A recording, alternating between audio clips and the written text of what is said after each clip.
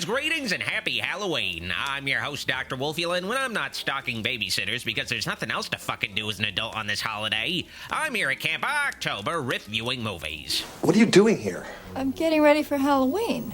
My zombie servant and head counselor, Goulash, is out trick-or-treating with the remaining campers. At least that's what I assume he's doing right now. Goulash went hiking with them up at Child Killer Ridge, and that was about, 3 weeks ago. Yeah, these videos don't come out in real time, but I'm sure Goulash will at least turn up eventually, and if he doesn't, well, that's its own sort of victory. Where are you going, Harley?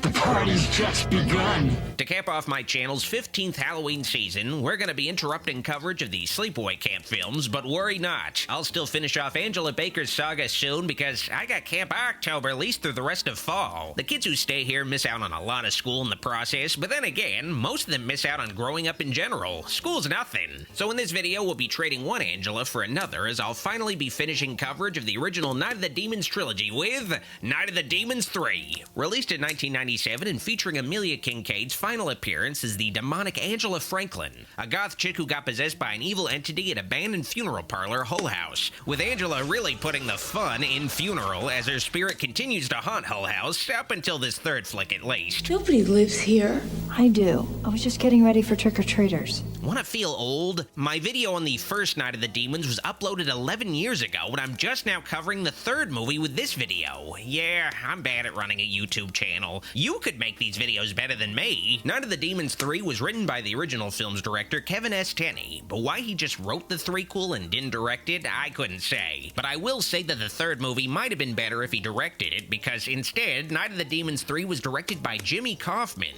who was, the second unit director of Dracula 2000. But he was the first assistant director of Gothica. Night of the Demons 3 was Kaufman's first directing gig on a movie that wasn't a soap opera, and to date, Night of the Demons 3 is also his final film. And you're about to find out why with my review of Night of the Demons 3. But first, I have a message from my sponsor, me. Pledge to my Patreon today to support the channel, help it continue to grow, and you'll also get access to weekly movie nights every Sunday, and archive commentaries if you miss the movie nights live. Just $5 a month to get a movie night every week. Here are the movies I'll be streaming next Sunday. Pledge to patreon.com/Dr. Wolfula if you're interested in my bonus streams, and I thank you in advance. Is that you, Larry?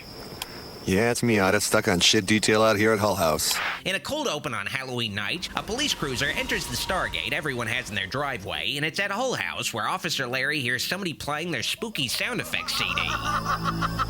Which is quite unusual on Halloween. Arbor Day? Maybe. But Halloween? Forget about it. So, trusty flashlight in hand, Larry investigates the disturbing building, but he doesn't find anything all that odd. Just normal stuff like a leaky faucet's drops ascending up into a pool of water on the ceiling. My sink does that all the time. It's a plumber's nightmare. Larry is startled, though, by a goth chick who suddenly materializes from a puff of smoke. Good evening, officer. But that's just Snoop Dogg's standard mode of transportation. No one's allowed to be here. Why not? Because of the murders. Murders? Officer Larry has very little patience for willfully obtuse goth MILF squatters, even on Halloween. I'm sorry, you're gonna have to leave. But Larry will just have to make an exception when Angela here uses the force to grab Larry's Sheriff Woody badge and goofily throw it back at him like a shuriken, covering a jack-o'-lantern with pig's blood. This leads into the film's extremely dated CGI opening sequence of a bunch of low-polygon zombies flying through chroma key flames into a blocky haunted house's magic portal. I'm pretty sure this was the screensaver on my compact Presario when I'd get bored of the flying toasters. After the shitty opening, we meet up with a gang of meddling kids in a van driving to what I can only assume is a malt shop. Reggie interrupts Vince's and Lois's game of David Copperfield with a snake hand puppet that wants in on the action, and Lois eagerly wears the puppet herself, unaware that it used to be Reggie's jack-off sock. That's a pretty cool joke, man. Real deaf. Yeah, sure, whatever. If you somehow couldn't tell, Orson here gets to hang out with this crew only because he's the only one who owns a van. So if you're in high school and don't have friends, get a car. Then people will at least pretend to tolerate you. Why do you think they hang out with Fred? His personality? Get real. What's the plan? Cruising for some cuties? Who cares about any of this Scooby-Doo bullshit, though, when elsewhere a chick named Abby is getting dressed? Ah, yeah. When suddenly the scene is ruined by a bunch of kids storming in. Not in here! They really should have called Child Protective Services on this production. Making up for the questionable intrusion is Abby's cheerleader friend Holly, arriving to join in on taking off clothes. I'm gonna guess this was the first scene they shot for this movie. In the middle of all this nakedness, though, it's further revealed that Abby resents her friend Holly for being a cheerleader handed everything to her. Some of us have to work twice as hard to get noticed half as much. While Abby herself has to work hard in school to attract a husband. So while I'm earning my BA and my PhD, I'll actually be working on my MRS degree. And this might surprise you, the female characters are really poorly written and male-centric in a movie where they also immediately get naked. Shocking, I know. Think if I water them, they'd grow? Oh, come on, they both have the same size tits. Meanwhile, at Hull House, Angela uses her powers on Officer Larry's car, and even when using the Force, women are terrible drivers. Back with Misery Inc., Reggie has his priorities straight. Man, yo, where are all the women at tonight? I won't find me a bitch who can suck a golf ball through 10 feet of garden hose. Myself, I'd want a bitch who can suck a golf ball through 10 feet of garden hose while also having a good personality. Think you can find one with a friend for me? Huh? Dr. Frankenstein couldn't find a friend for you. Lois makes sure to remind Orson his place in the group as the incel loser, which Orson doesn't take so well. It's funny, Lois. Especially coming from the girl voted most likely to. But Vince handles this situation like an adult, being the bigger man by risking everyone's lives for his woman's honor, choking the guy driving the van. Hey, Vince, you made your point, now let him go. Nick, whose only role in this film is to defuse situations, does just that, putting a knife to this Nickelback-looking shithead's neck. Next time you get in my face, you better have a whole lot more than just a knife. And you better have a whole bottle of mouthwash, because your breath smells like you've been munching some stale carpet. Hey, Vince could have ate some rotten fish after eating Lois's pussy. Let's not jump to conclusions here. Yo mama is so fat. She wakes up in 2 different time zones. Nothing eases a tense mood like making fun of somebody's mama. Yo mama has so many double chins, she needs a bookmark to find them out. Okay, Orson, you can get off the mothers now, huh? 'Cause I just got off on yours last night. Dude, that's not cool. Orson's mother is in a coma. Hey guys, look. In typical Scooby fashion, the gang of meddling kids stumble on some folks with car trouble. But it's not Sonny and Cher or the Harlem Globetrotters, but instead Holly and Abby, those naked chicks from earlier. And let's just say a couple of the guys in this van are desperate for some pussy. Good evening, ladies. Might we be of service? But Holly is a little reluctant to get into the rape van of a group of strangers. Abby, come on. She still gets into it, she just doesn't like the situation is all. Aren't you in my algebra class? I don't know, I haven't been there since the first week. Yeah, Nick got put in AP algebra, left Holly's dumbass behind. Hey, there's a Kwik-E-Mart. Pull in, I want to get some smokes. The gang makes a stop at a Kwik-E-Mart, but I guess this movie takes place in one of the newer seasons where they can't show Apu. In the store, Nick and Holly both grab for the last can of Mountain Dew. Here, you have it. But Nick does the gentlemanly thing by surrendering the Mountain Dew to the lady. It's like something out of a fairy tale. Reggie tries to buy some beer with his big bro's ID, but ends up discovering the clerk is royalty. I just look a lot younger without the goatee. And I'm the Queen of England. And the guy's a little sensitive over jokes about his mama. Yo mama's so ugly, Ripley's couldn't even believe it. Whoa, whoa, man. Acting swiftly, Vince figures out the best way to handle this situation by making it worse, right as 2 cops casually enter the store. Perfect timing. Hold it!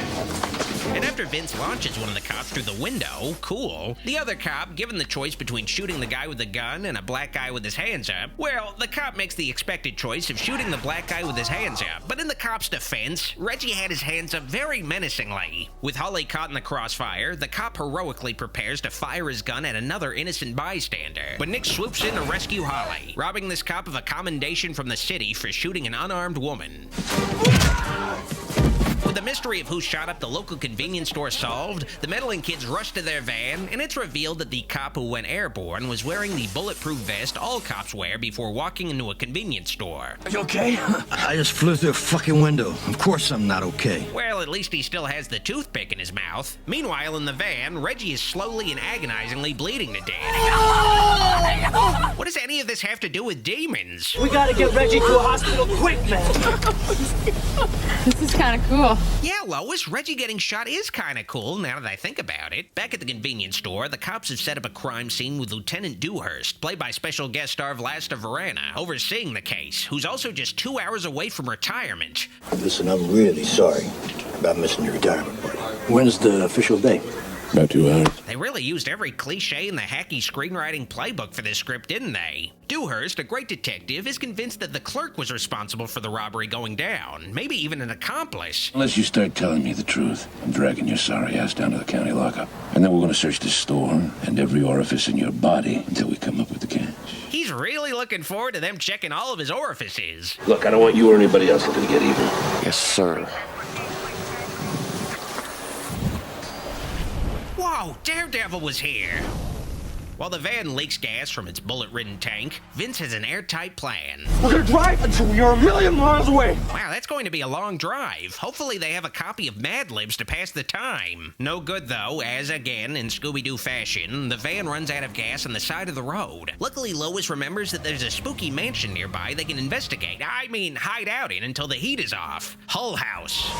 You're really just calling attention to how shitty this effect is by showing it again. Pulling up to Hull House, Vince and Nick have a disagreement over moving their critically injured friend into a derelict building. Blow my brains out, because that's the only way you're getting me out of this van, you stupid motherfucker. But getting hit with the butt of a shotgun really hurts, so Nick decides to go along with Vince's plan anyway. Reggie's having a good time regardless.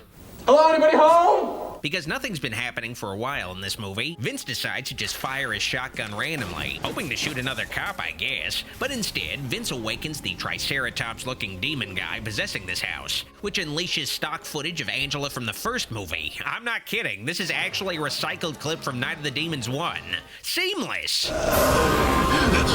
And Abby notices that the hole left in the wall is bleeding. I must have hit a pipe in the wall. Nothing's worse than a leaky blood pipe. I don't see any pipe.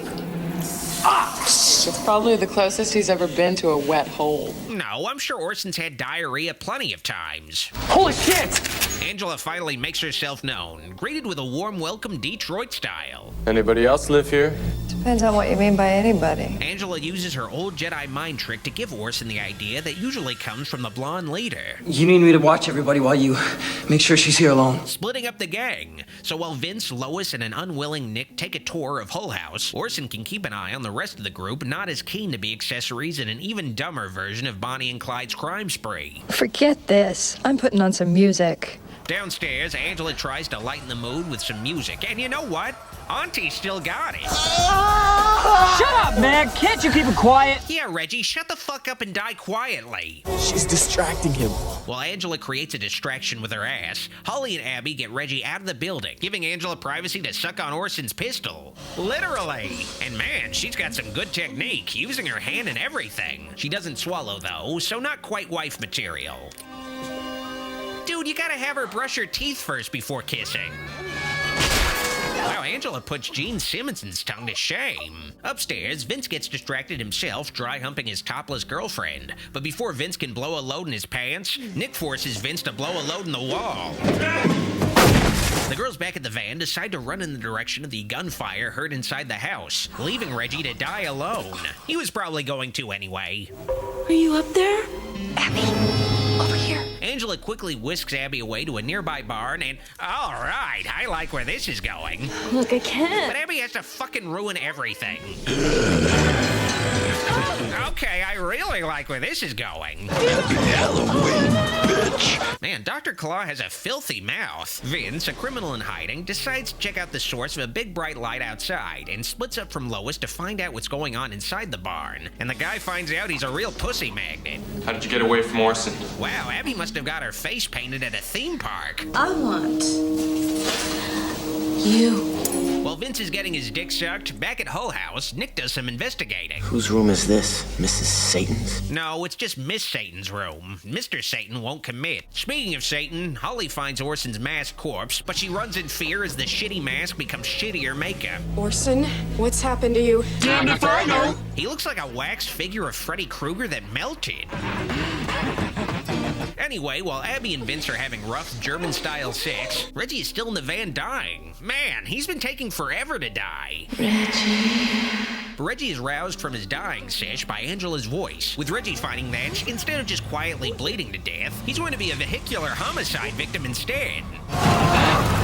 Hearing Reggie run over by a van somehow kills Vince's boner, forcing the Chad Kroger lookalike to assess the damage, and leaving the scorned Lois and Maureen Ponderosa over here to settle things the only natural way, with a cat fight. But this kitten's got claws. Oh shit, now she looks like Ron Perlman. A frantic Lois flees into the house and encounters the ever-comforting Angela. She's a pussy. So why'd you walk in a sperm receptacle? It's always the freaky chicks who are the most misogynistic. And hiding in the kitchen, Lois finds herself turning into Xavier Renegade Angel. I hope that means she's going to have 6 tits. Man, usually Lois is the one devouring anacondas, not the other way around. Elsewhere, Vince and Nick engage in the film's second catfight. Just think, in another life, these two could have been lovers. Hello, is anybody there? Hello? Come on, miss. Outside, the distressed Holly runs into Officer Larry from the opening, who assists Holly by pointing a gun at her. More helpful than the average cop. Please get the gun away from me. This is not my gun, little missy. This is my gun. This is for shooting, and this is for fun. But they both shoot and they're both fun. What the hell are you talking about, you idiot? Just trying to give you a piece of my mind. Not wanting any brain from this officer, Larry chases Holly up to the magic gate, and honestly, this whole movie looks like a DVD menu transition from 2001. Even the actress in this flick can't believe how shitty these visual effects look. Holly is startled by another asshole with a gun, but at least she knows this one. We gotta go in there and get everyone. Even though they can easily escape right now, Nick insists that Holly join him rescuing the other characters, even though they're all pieces of shit.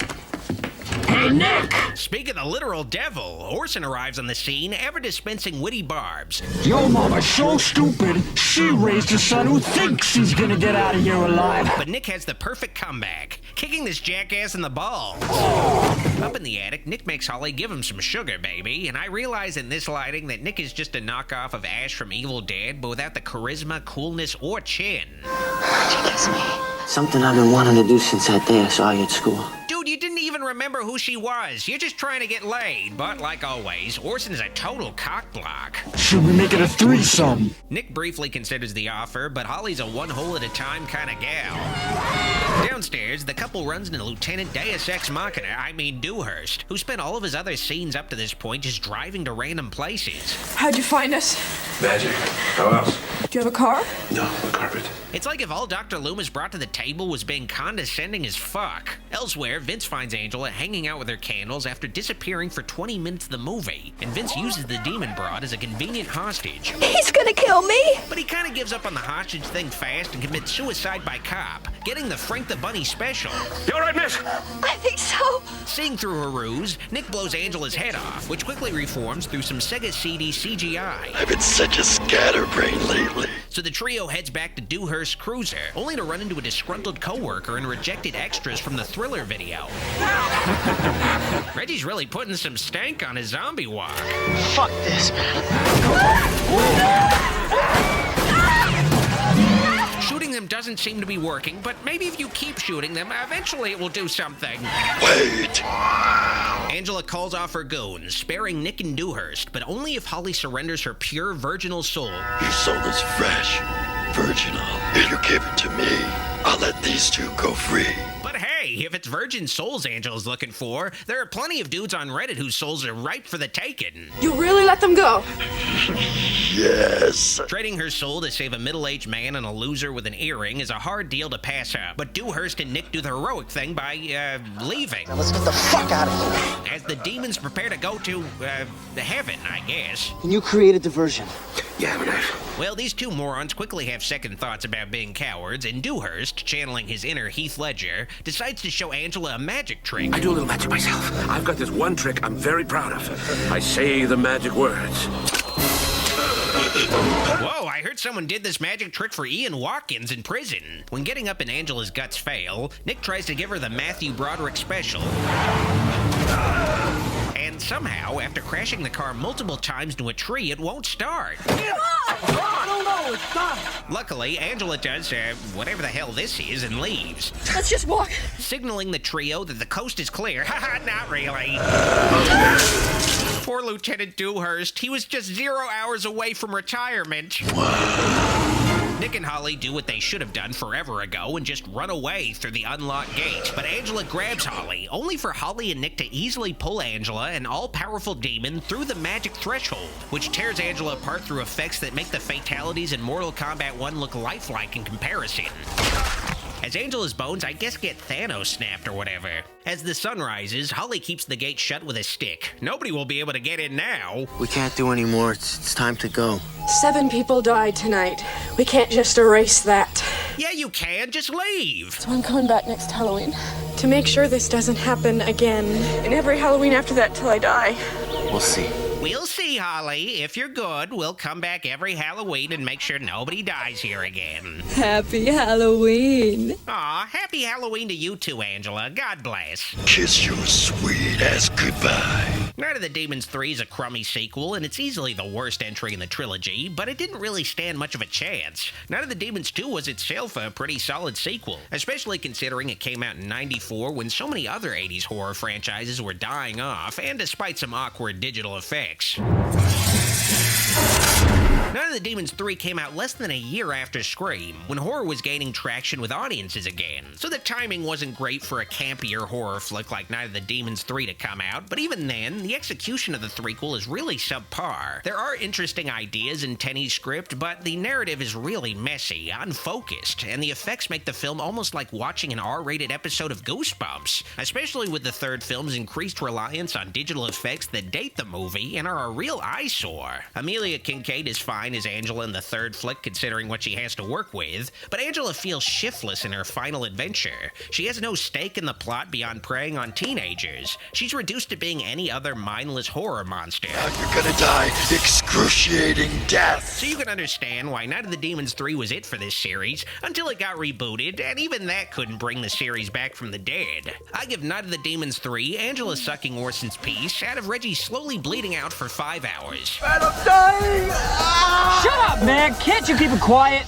Happy Halloween, everyone! Thanks for sticking by the channel for 15 years, or at least tolerating it, or at the very least occasionally remembering you're subscribed and checking in. I do get some discouraging comments or messages every now and then, but I realize that most of them are just folks having a bad day, and that most of you like my vids and have patience with me, and I appreciate it. October may have ended, but this year's Camp October has only just begun. This video is made possible through the pledges of my Patreon supporters, and I'd like to give a very special thanks to the kind folks pledged to my shoutouts tier. All of their support on Patreon means a lot to me, and it helps my dark influence continue to grow.